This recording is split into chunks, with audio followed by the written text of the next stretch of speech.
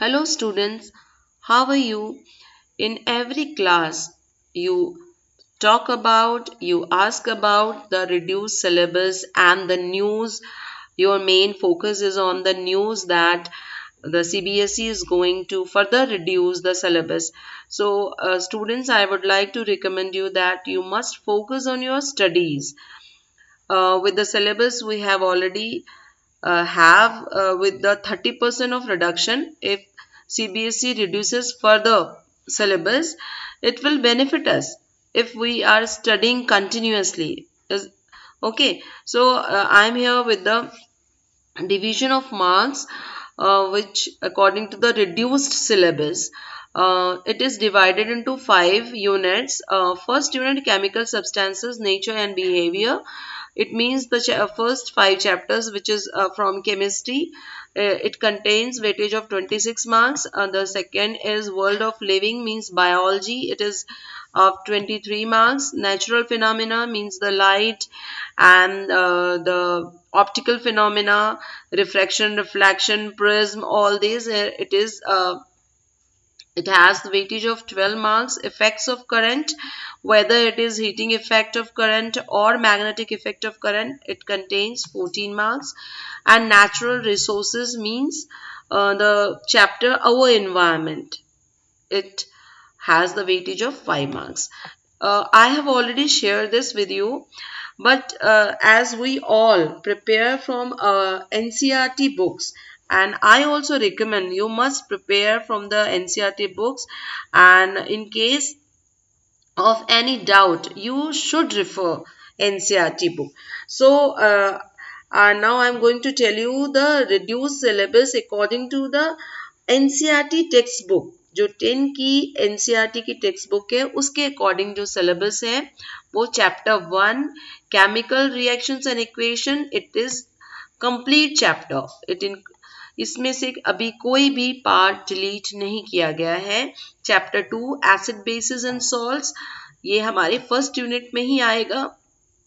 इसमें से भी कोई भी पार्ट डिलीट नहीं किया गया है. Chapter 3 metals and non metals, तो मेटल्स एंड नॉन मेटल्स में ये जो मैंने रेड से लिखा हुआ है, basic metallurgical processes, corrosion and its prevention has been deleted. ठीक है, ये आपको नहीं पढ़ना है.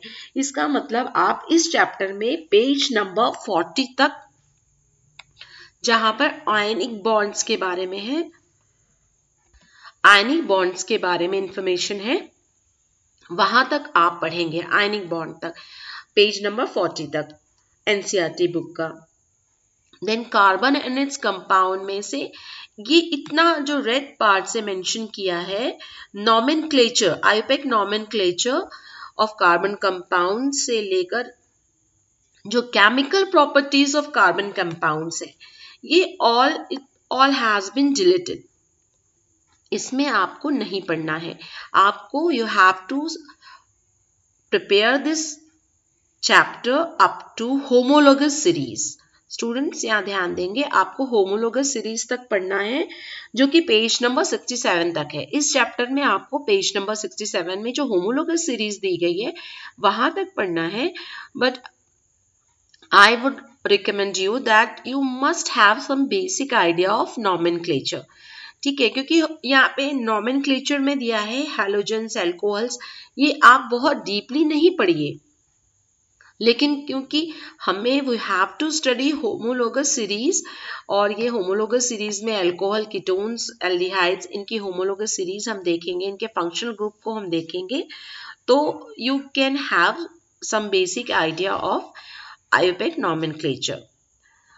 Next chapter 5 periodic classification of elements. तो ये आपने देखा स्टूडेंट्स कि ये हमारा जो फर्स्ट यूनिट है, ये इसमें मैंने आपको डिटेल्स बता दिया है जो 26 मार्क्स का है. Okay, next is unit life processes. ये चैप्टर हमारा कंप्लीट चैप्टर है.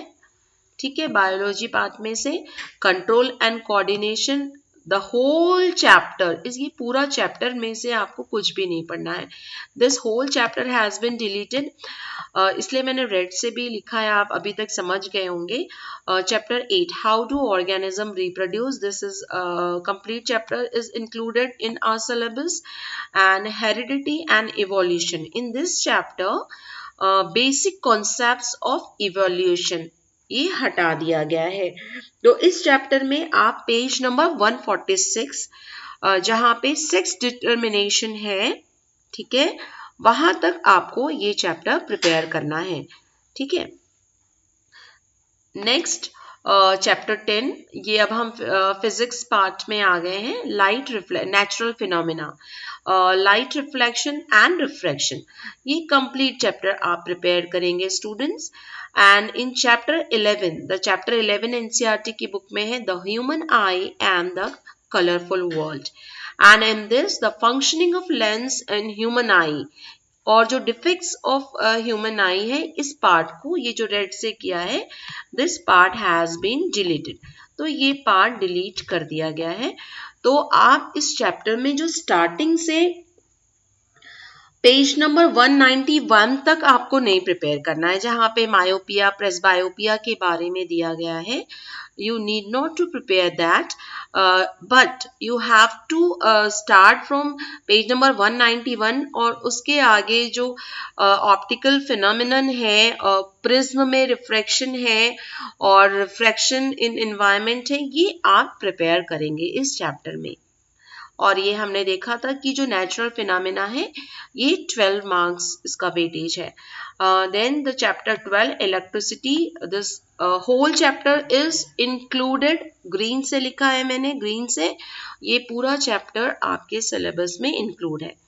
Now next chapter 13 magnetic effects of electric current. In this chapter you have to study up to page number 237.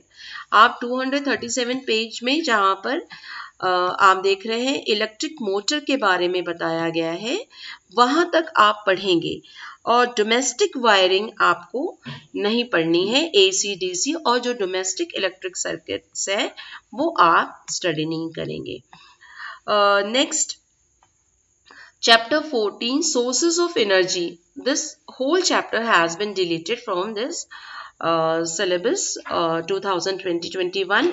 Chapter 15 Our Environment is included. The whole chapter we have to study और ये हमारा 5th unit है. जो हमने देखा था 5 marks का ecosystem, ये 5 मार्क्स का ये चैप्टर 5th यूनिट में इंक्लूडेड है. नाउ दिस चैप्टर 16 अभी तक आप देख रहे हैं मैंने सारे या तो ब्लू कलर में चैप्टर के नाम लिखे थे. Blue means the some part has been deleted and some are included in our syllabus. Red completely deleted chapters and green the chapters which are completely included in our syllabus. And this chapter 16 sustainable management of natural resources.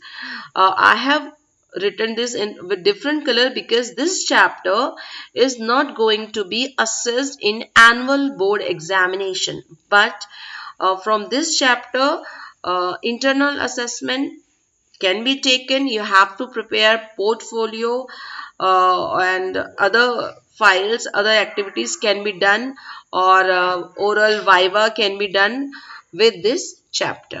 So this was all about the topics and the chapters on the basis of NCERT book, which the chapters which are included in our syllabus for 2020-21 and the topics which has been deleted from the syllabus.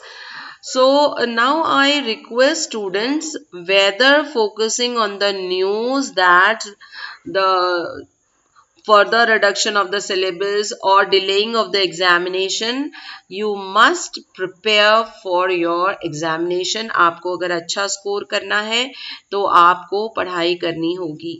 और अगर आप एक और request है कि कई students कहते हैं कि हमें तो आगे साइंस को कैरी आउट नहीं करना है, तो अगर जो चैप्टर डिलीट कर दिया गया उस पे हम क्यों ध्यान दें. तो स्टूडेंट्स यहाँ ध्यान देंगे कि 10th की जो साइंस है ये बेसिक साइंस है, ये हमारी लाइफ से रिलेटेड है।